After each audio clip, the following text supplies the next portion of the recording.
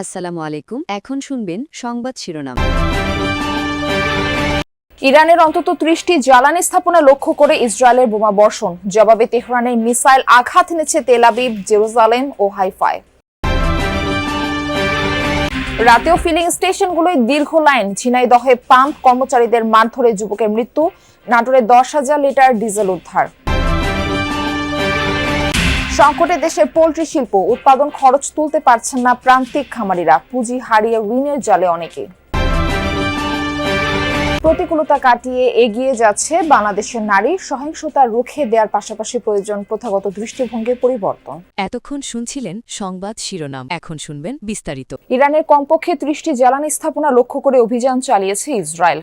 রাজধানী তেহরানের দক্ষিণ, পূর্ব ও পশ্চিমাঞ্চলে তেল ডিপোগুলো লক্ষ্য করে চালানো হয় একের পর এক হামলা।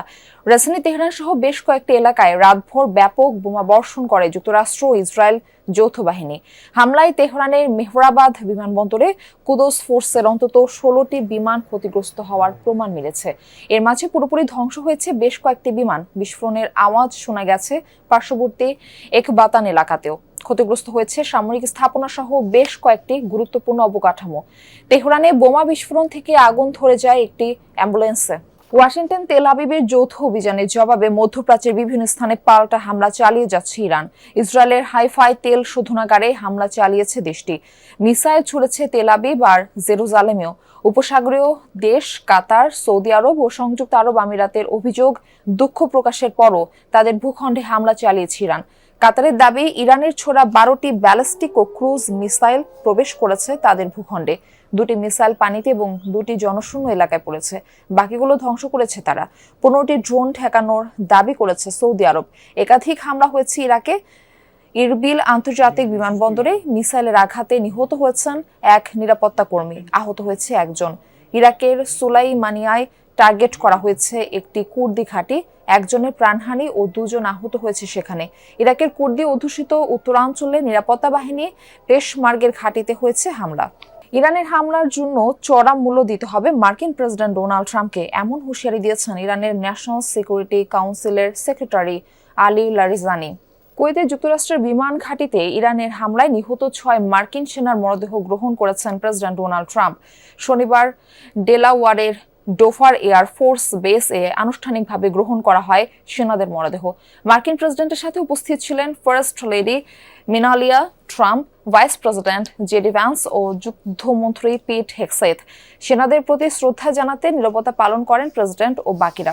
গত রোববার কুয়েতের পোর্ট শুয়াইবায় ইরানের ড্রোন হামলায় নিহত হন ওই মার্কিন সেনারা। শেষকৃত্যের জন্য পরিবারের কাছে হস্তান্তরের উদ্দেশ্যে বিমান ঘাঁটির মর্গে নিয়ে যাওয়া হয় সেনাদের মরদেহ। জর্ডানে $৩০০ মিলিয়ন মার্কিন রাডার সিস্টেম ধ্বংসের স্যাটেলাইট ইমেজ প্রকাশ্যে আসতেই আলোচনায় ইরানের যুদ্ধ কৌশল। এটিকে চলমান যুদ্ধে আইআরজিসির সবচেয়ে বড় সাফল্য ভাবা হচ্ছে। মধ্যপ্রাচ্যে থাকা যুক্তরাষ্ট্রের অন্যান্য থার্ড ক্ষেপণাস্ত্র ব্যবস্থাগুলোর রাডার সিস্টেমকেও টার্গেট বানাচ্ছে তেহরান। হামলা হয়েছে সৌদি আরব ও সংযুক্ত আরব আমিরাতে থাকা একই সিস্টেমেও। বিশ্লেষকরা বলছেন, এসব রাডার ধ্বংস করতে পারলে যুক্তরাষ্ট্রকে ব্যাপক চাপে ফেলতে পারবে তেহরান।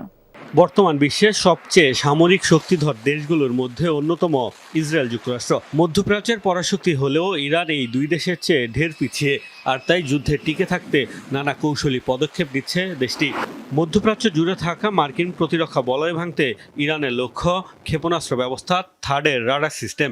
এই কৌশল যে কাজে লেগেছে তা উঠে এসেছে স্যাটেলাইট ইমেজে। জর্ডানে থাকা অত্যাধুনিক এই প্রতিরক্ষা ব্যবস্থার রাডার ধ্বংস করে ফেলেছে ইরান। $1 বিলিয়ন মূল্যের থার্ড প্রতিরক্ষা ব্যবস্থার রাডারের দামই $300 মিলিয়ন। আর তাই এটিকে দেখা হচ্ছে যুদ্ধে ইরানের সবচেয়ে বড় সাফল্য হিসেবে। মূলত ব্যালিস্টিক মিসাইল ধ্বংসে ব্যবহার করা হয় থার্ড সিস্টেম। বর্তমানে বিশ্বের বিভিন্ন প্রান্তে কেবল 8টি থার্ড সিস্টেম রয়েছে যুক্তরাষ্ট্রের, যার মধ্যে জর্ডান ছাড়াও সংযুক্ত আরব আমিরাতের 2টি ও সৌদি আরবে রয়েছে 1টি। একটি ব্যাটারি পরিচালনায় দরকার হয় 90 সেনা। থাকে 6টি ট্রাক মাউন্টেড লঞ্চার ও 48টি ইন্টারসেপ্টর।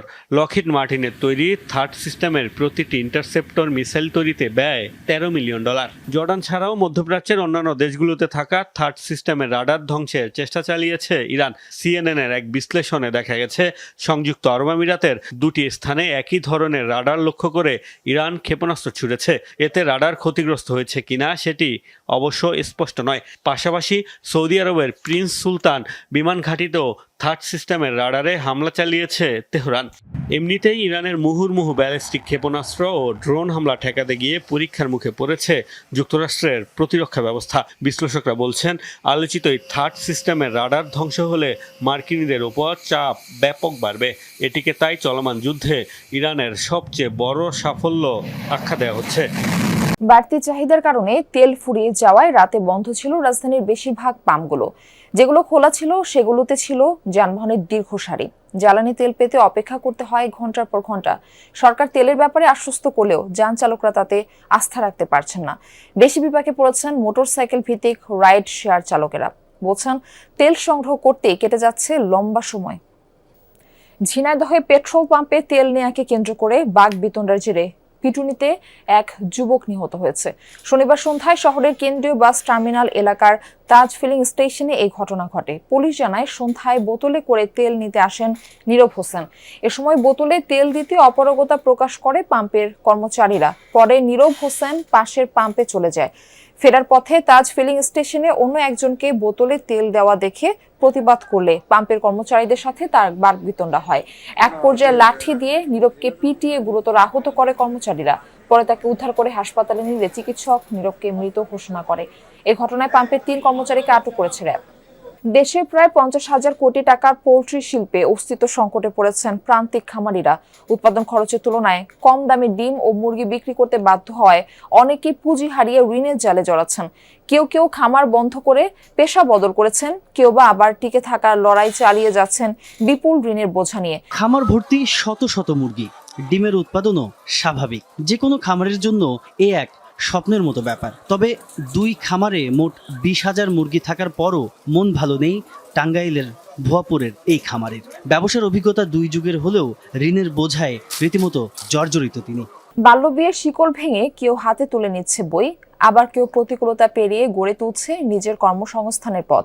সংগ্রাম, সাহস আর স্বপ্ন, এই 3 শক্তিতে বদলে দিচ্ছে দেশের প্রত্যন্ত অঞ্চলের নারীদের গল্প। বেসরকারি উন্নয়ন সংস্থার পাশাপাশি সরকারি পৃষ্ঠপোষকতা পেলে আরও এগিয়ে যাবে তারা, এমনটাই বলছেন সংশ্লিষ্টরা। এক সময় যাদের জীবন কাটতো 4 দেয়ালের মাঝে, সেই শেকল ভেঙে আজ তারা লিখতে শুরু করেছে সফলতার নতুন গল্প। সমাজের বাধা, দারিদ্রতা, কুসংস্কারের সাথে লড়াই করে দিন দিন এগিয়ে যাচ্ছে দেশের প্রত্যন্ত অঞ্চলের নারীরা। বাগেরহাট রামপালের আদাঘাটা গ্রামের দিনমজুর পরিবারের সন্তান নাদিরা খাতুনের গল্পটাও ঠিক তেমনই। অন্য মেয়েদের মতো সংসার সামলানোর কথা থাকলেও নিজেই বিয়ে ঠেকিয়ে